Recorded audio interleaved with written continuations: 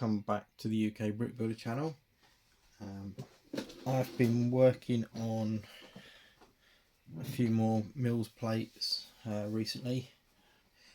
When I was at the Lego store last, I picked up another one of these road packs so that I could get some more of these done for my Sissy when it's all properly getting the go ahead on a full size table, which everyone goes the IKEA route for tables, but I'm going to be building my own, I think, when I can find the right layout. I think it's going to go round my room, so I'm actually going to take up the back section of my garage, and I want a nice Lego train line running around it. So I think the way I'm going to have to do it is have it so as that for space wise everything just runs around in a big circle round my build desk, and I'll have it so as that my table's raised up enough so I'll have shelving underneath it for my work in progress stuff, all my parts, and I shall probably end up with my display cabinets in the middle, so it runs round, sort of round everything with those, not sort of on display so much, but perhaps as a backdrop partly for my build desk, just to make my life easier when it comes to laying things out. So what I've done, because I found a couple of these 16 by 16 plates, is I've converted those into my conventional road Mills plates that I do. I don't particularly like the idea of doing the full 32 by 32 with I've seen a lot of people do like this all down one edge, and then you have sort of like a 6 wide path, and then when you've got it outside the front of modulars, you've got the path on those, so you end up with quite a wide footpath. And I want to try and get it down to like this, and then that obviously brings my Mills plates for the buildings and the modulars and my mocks closer together, so I can get more in, because I am going to be quite limited on space. I'm probably only going to end up being 4, maybe 3.5 even plates deep all the way around. So in theory, yeah, it might even end up being almost 2.5. So it'll be like a modular at the building, or one of my mocks at the back, then a road, and then perhaps greenery and the train track running around the front, just so as that it all fits on and flows a bit better. But these are designed, these sit at the same height as a standard Mills plate without anything stuck on them, so when you stick these in front of the modulars that would normally have like 1 tile height of curb, I think scale wise that looks very good. I don't think that's out of place. I've seen them sometimes where they're two, like a plate and then one of these, so you'd have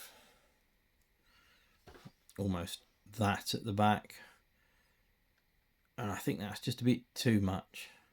But I think like this, so in theory, so it was that, I think that's about right for me.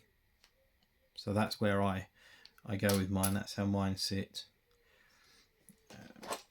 So I've been finishing off this because I found those, and I've also been working on this one, which is going to sit next to my railway station. So it's going to be my train station, so it's going to be like part of the park. So I've just been working on a bit of a move my skate park from a plate that I'd already built that I wasn't 100% happy with, because I thought this would look better sat more compact. It was all stretched out across like an 8 wide by, well, I think I was 32 when I'd laid them all out. But I think like that, a bit more compact, it looks nicer. I'm probably going to put another row of brick up here and just make a feature out of that. And I want to change some of these for plant, and I'm going to dig out my thing with my flowers in and just build these up so it's got a bit of greenery and that round the pond. And this will then get tiled with blue, trans blue, and then these will all be built up a little bit, but this was just a rough layout. And then I need to get some more fencing of some sort. Not necessarily sure if I'm going to stick with this one, but these were just 3 that I grabbed that I had to hand somewhere on another layout piece. So they'll end up going across that way, out the way. But the whole thing is designed to sit as part of the layout nicely. I think the way I've got it so far, my train station is going to back onto another full base plate modular section that I've built, so it'll be that far from the wall with street scene or something behind it, and then train layout sort of part way back, and then another, if it's a half, depending on how wide I can get my tables to look and sit right, there'll be another half in front of it, which will probably be more park greenery area. So I'm just working on stuff that works for me, but that one can go out of the way for now. This is going to end up being bigger and more ornate, but I'm just putting together ideas for something that might work. Might not even work there. I might have to just put a bit of a grass mound and a bench next to the pond instead of that. But the little path I think works nicely across to it, but yeah, it might look better with just a bench. I've just got to work on what I think looks right when I come to putting it all in a proper layout. But for now, I think as a rough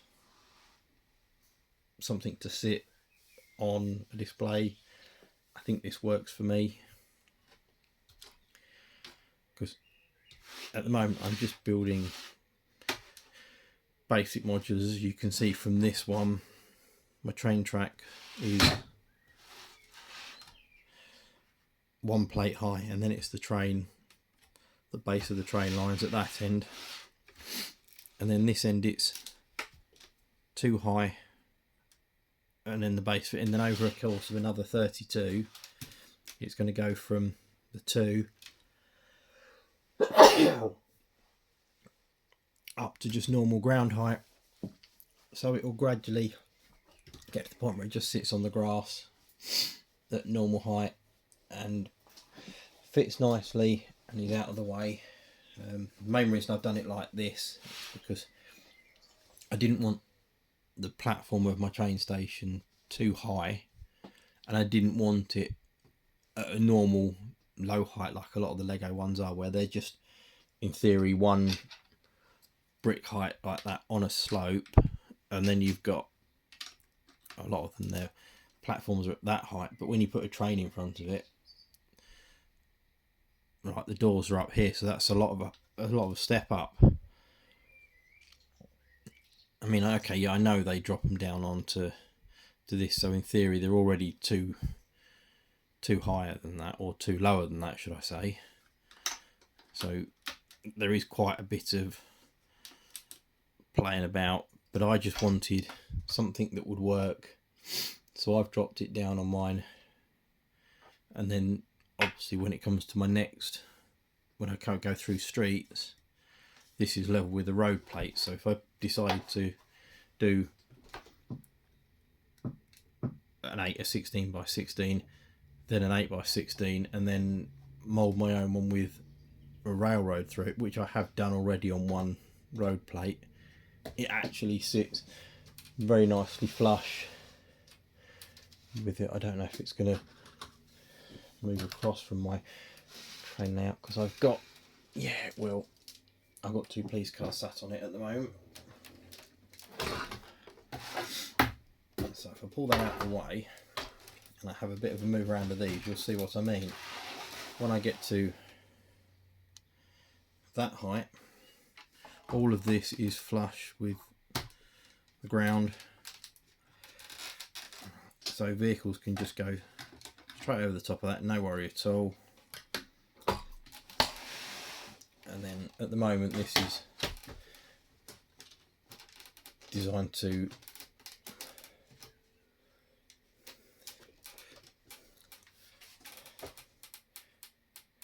connect. I don't know how well that's going to connect, but the idea is that it, yeah, there we go. So the idea is that that will sit with that one, and it just gradually works its way up to higher ground. I mean, I know cars don't go along them, but it's just a gradual increase to get it back to normal height. And I think that is like, yeah, this needs to be moved and rearranged so that it works. But then I could just put one of these on a 16 at the same height and then increase it, put a bit more greenery, perhaps a little path, maybe even a bridge over off the side of the platform. I shall have a play about, but for now this is where I am with it. This is where I'm going to stick with it for now, because at the moment, like I say, I'm just building individual little modules so that I can lay them down and start planning when I get an idea of how much space I'm going to have to play with. I think when all starts to go right, there should be a lot of videos of planning and intertwined with my reviews and builds and mocks and that sort of thing. So there is loads coming up for the channel. It is just a long, slow process, because as you all know, building Lego is time consuming, buying Lego is not cheap, and it all comes out of my pocket. I get lucky with the few odd like local Facebook Marketplace buys, but generally 95% of what you see here I've paid for. They've come from sets that I've broken down, or Bricklink hauls, or a lot of these plants and bits and pieces came from the Pick a Brick wall at a Lego store. So I do enjoy doing this, and if you like my videos, then please feel free to like, comment and subscribe to the channel. It doesn't cost you anything, and it helps me with the YouTube analytics, and I want to make as much of this enjoyable for you. So if you have any suggestions or things you'd like to see me do, then I am open to suggestions. If it's something that is going to end up costing me an awful lot, then it will take a bit of time, but I saved up for quite a while to buy the Sanctum Sanctorum, because it was one I wanted to convert into a museum, and I am doing a lot of work on that in the background, and there will be another update on that perhaps in the next couple of weeks. But I am still doing that, and I've got 3 more other plates like this that I've started building bits on that I am adding to as and when I find parts. So I have quite a big backlog of parts that I've still got to sort through, and I've got quite a few older sets that I am breaking down for parts as and when I need. But I do have a staple of stuff that is going to be purely for my city, or that I'm going to repurpose for use in the city. So there is lots coming up, but for now that's it for this video. So thank you for watching. Bye.